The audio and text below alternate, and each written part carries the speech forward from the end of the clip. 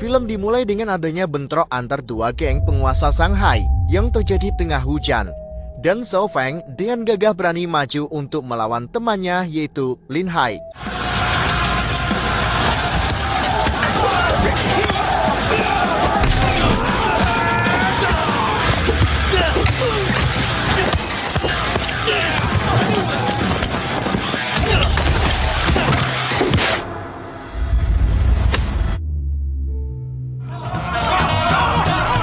Scene beralih ke 3 bulan sebelum kejadian, di mana Zhao Feng sedang berada di sebuah kasino. Di situ ia mengalami kekalahan beruntun akibat berjudi. Kemudian ia merasa frustasi dan memutuskan untuk membaca beberapa komik. Lalu tiba-tiba pemilik kasino datang bersama beberapa anak buahnya. Ia datang untuk menghabisi Lin Hai. Dan perkelahian pun terjadi antara Lin Hai dan pemilik kasino.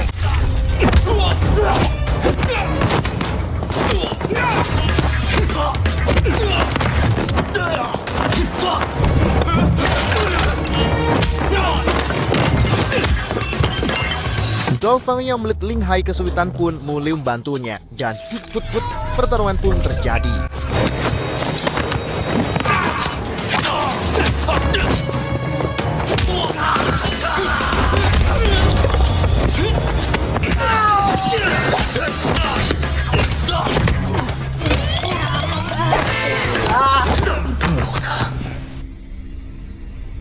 Melihat anak buahnya yang tak bisa melawan mereka berdua, akhirnya si pemilik kasino mencoba negosiasi dengan memberikan sejumlah uang. Namun, Lin Hai menolaknya dan menyerang si pemilik.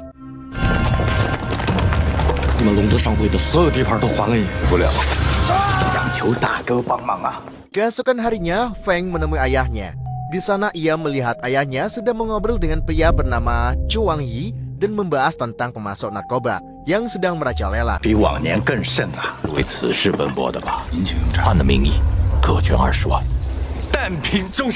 Setelah itu, Feng dipanggil oleh ayahnya dan dinasehati karena penampilannya yang sangat berantakan.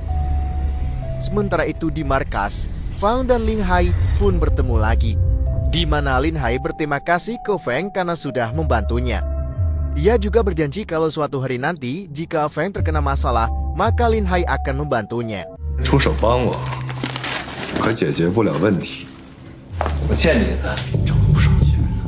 Pertemuan besar antara anggota geng pun dimulai.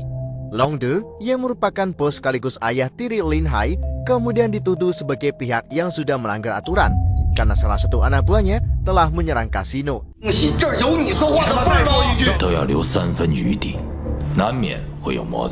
Dan ternyata pemilik kasino tersebut adalah adik dari salah satu anggota geng yang bernama Zhao Lin. Long De pun ingin menebus kesalahan Lin Hai dengan menghukumnya sesuai dengan adat mereka. Tapi tiba-tiba Lin Hai dengan sukarela memotong jarinya sendiri.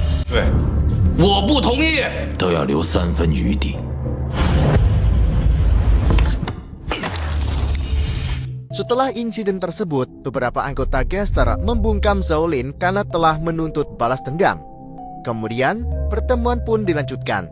Zhou Mingyu juga mengatakan kalau ia takkan pernah mengizinkan anggotanya berbisnis atau menjual narkoba.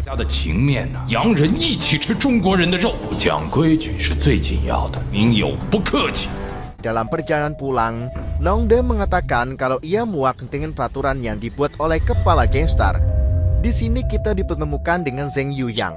Ia adalah putra Long De yang terlahir dari seorang selir rendahan. Dan alasan itulah yang menyebabkan Long De tak terlalu menyukainya.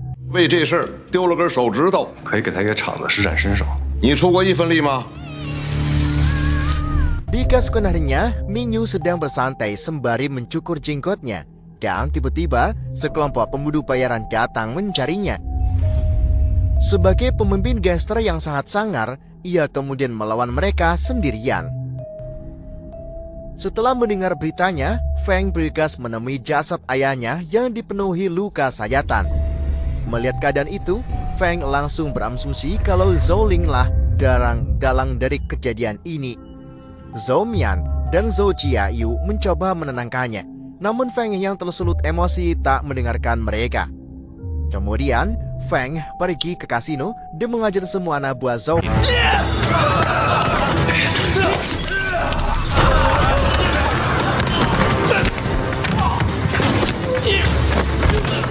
Lalu tiba-tiba, kasino Zhao Lin meledak karena bom.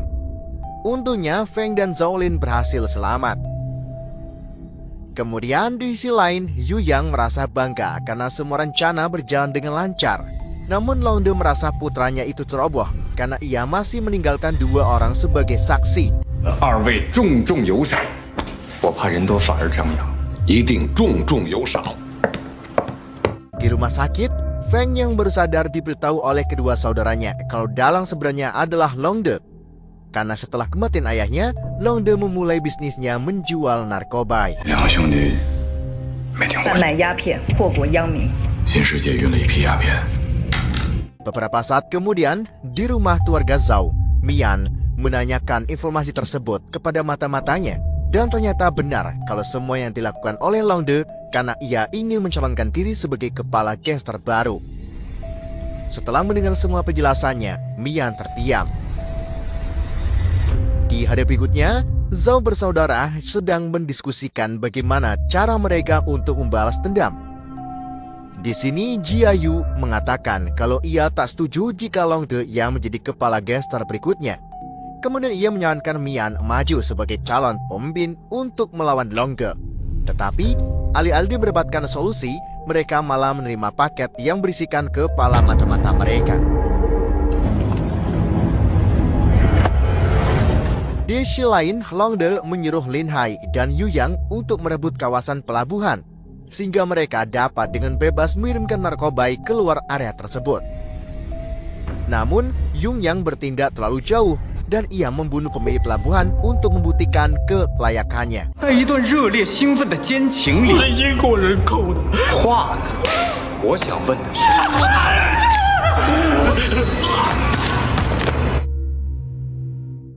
Setelah itu, mereka berdua pergi menemui Long De. Dan seperti biasa, Long De mengajar Yu Yang karena ia tak pernah menjalankan perintahnya dengan benar. 你以为你自己几斤几两啊你？还他妈敢自作主张！你他妈气死我！ Lalu, tiba-tiba Feng datang menyerang markas Long De.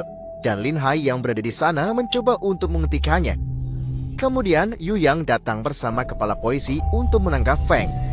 Di kantor polisi, Jiayu dan Mian datang untuk membebaskan saudaranya. Tetapi Yu Yang tetap kekeh dan menuntut kekacauan yang telah dilakukan oleh Feng harus dilakukan sesuai aturan adat geng mereka. 通明堂最讲江湖规矩嘛，说周家派人来和解嘛，给你添麻烦了，就按程序走。你到底想怎么样？ Kemudian, Jiayu melakukannya sesuai adat ia, melukai tangannya sendiri, dan setelah puas melihat Yu Yang kemudian meninggalkan kantor polisi. 查月，小心遇到鬼。 当真了。 Sementara itu, Feng merasa bersalah melihat pengorbanan adiknya itu. Kemudian kepala polisi Rong memberitahu mereka untuk berhati-hati. 再出什么乱子了，都保不了你们了，听懂了吗？谢谢荣探长。阿放， Sesampai di rumah, mereka semua bingung dan mulai berdebat tentang apa yang harus dilakukan untuk mencegah Long De menjadi kepala gangster. Tiba-tiba, Feng mengangkat tangannya dan memberitahu mereka bahwa ia mempunyai sebuah ide. Ia juga membawa seseorang yang bisa mereka andalkan untuk bekerjasama melawan Long De. 你暗里盯着我们的人实在太多了。需选上会长阻止鸦片。 Kemudian Feng pun memulai aksinya dengan membunuh satu persatu seluruh anggota geng yang mendukung Long De.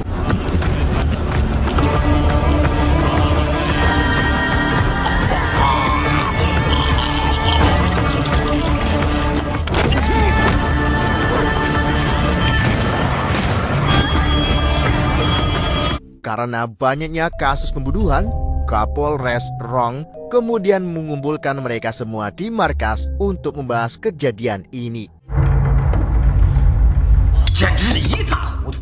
你再给我争会长之位，我可以睁一只眼闭一只眼，是求财的嘛？啊，对。既然今天大家都到齐了， Di tengah-tengah diskusi, tiba-tiba Shaolin datang. Melihat situasi semakin runyam dan tak menemukan solusi, Feng pun kemudian menyarankan pertaruhan antara dirinya dan Yu Yang sebagai solusi dengan taruhan nyawa mereka masing-masing. Mereka berdua mulai bergantian menembakkan pistol yang berisikan 1 peluru tepat di kepala mereka. Dan saat terisa 1 tembakan lagi yang berisikan peluru, Yu Yang mulai ragu dan tepat saat itulah ayahnya menghentikannya.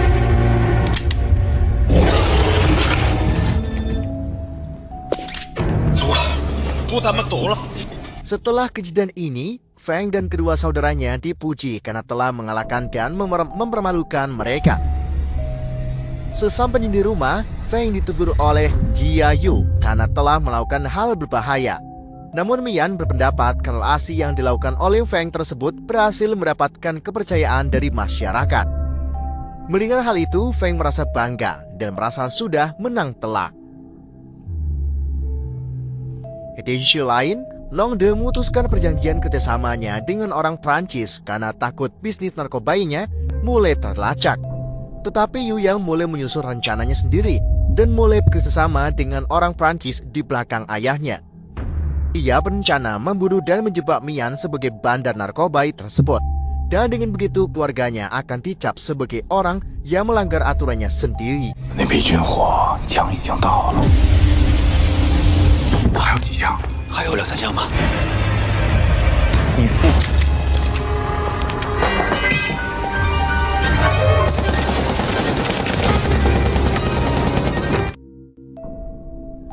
Melihat saudara laki-lakinya yang dibunuh dan difitnah oleh masyarakat sebagai bandar narkoba, Feng pun menjadi sangat marah sehingga ia memutuskan untuk memusnahkan seluruh keluarga Long De. Tanpa membuang waktu, Feng pergi ke markasnya Long De untuk membalaskan dendamnya.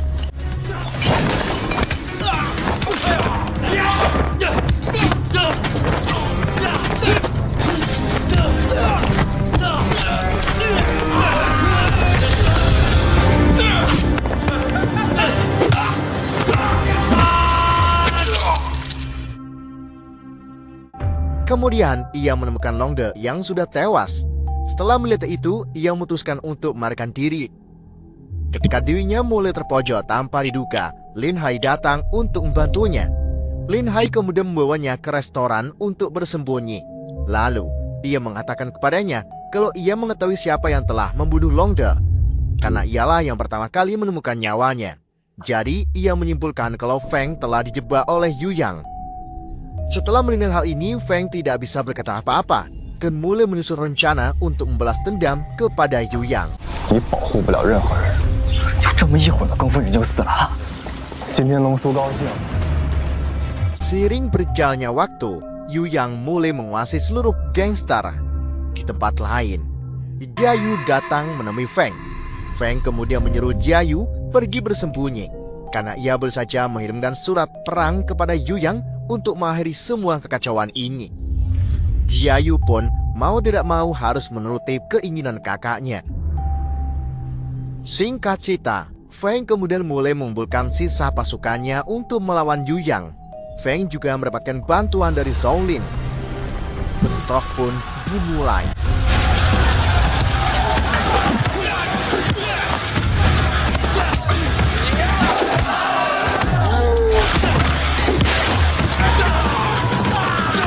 Feng terpaksa melawan Lin Hai karena ia tak bisa memutuskan hubungannya begitu saja dengan geng yang saat ini dipimpin oleh Yu Yang. Dan pertarungan keduanya terpaksa terhenti karena Yu Yang berbuat curang. Ia menggunakan pistol untuk menghabisi lawannya. Lin Hai yang melihat itu akhirnya memutuskan untuk mengkhianatinya. Ia merasa kalau Feng tak pantas mati dalam pertarungan ini. Namun, bukannya berhenti, Yu Yang malah menembak Lin Hai karena telah berkhianat. Feng yang melihat kejadian tersebut mengamuk. Kemudian mulai menyerang dan memukulinya secara brutal. Namun, Feng masih kalah karena Yu Yang berhasil menggunakan pistolnya lagi untuk melindunginya dirinya. Bener. Untungnya, Feng bukanlah orang yang bodoh. Sebelum pertarungan dimulai, Feng sudah bekerjasama dengan kepala polisi Rong untuk menyergap tempat mereka tawuran. Melihat kedatangan polisi, Yu Yang kemudian ingin menembak Feng. Namun ternyata pistolnya kehabisan peluru. Dan Feng ia melihat celah langsung menyerahnya.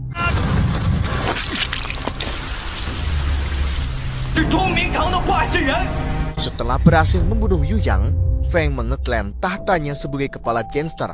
Dia berjanji kalau ia akan terus melindungi Shanghai dari perdagangan narkoba. Film pun berakhir.